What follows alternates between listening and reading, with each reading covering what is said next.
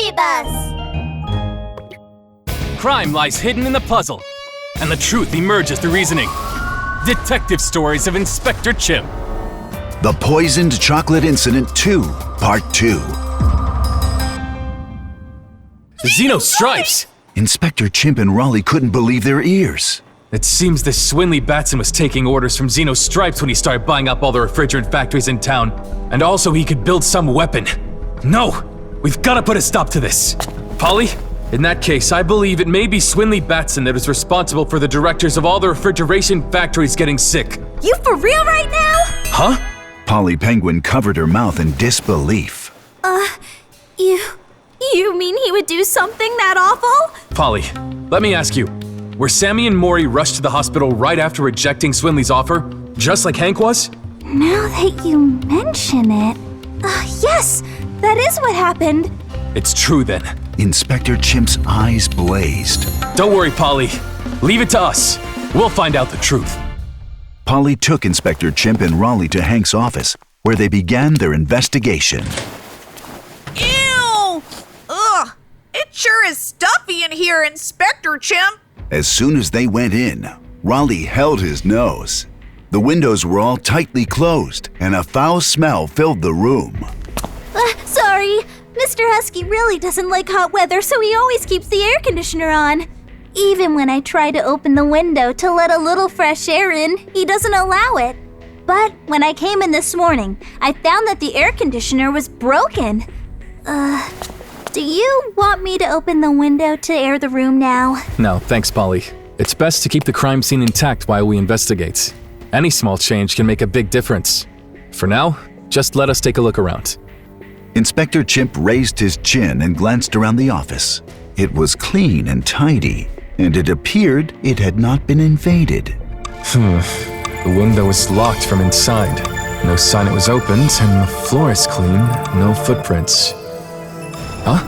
What's that? Inspector Chimp went to the bed where Hank Husky had fainted.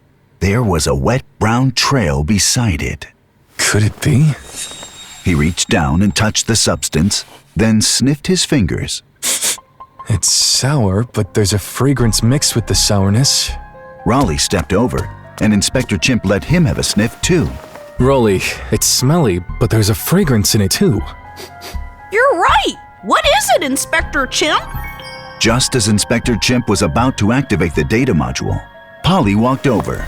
She had overheard their conversation, and she had something to tell them now, but was clearly quite embarrassed. I think it's drool. Mr. Husky's tongue always hangs out if he gets hot while he's sleeping. Drool?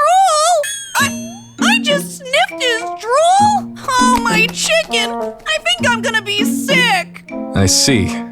Inspector Chimp nodded calmly and continued to think. There's nothing unusual about a dog hanging his tongue out when he's hot.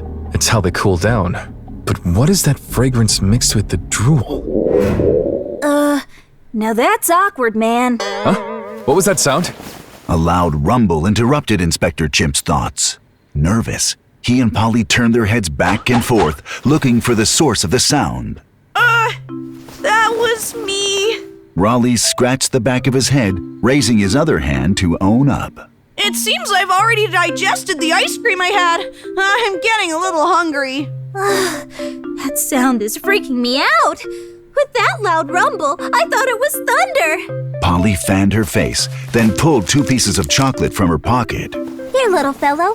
These are a little melted, but you can eat them just to hold you over. Oh, wow! Thanks! That's great! I love chocolate! Rollie eagerly reached out for the chocolate. Inspector Chimp shook his head as he looked at his gluttonous little friend.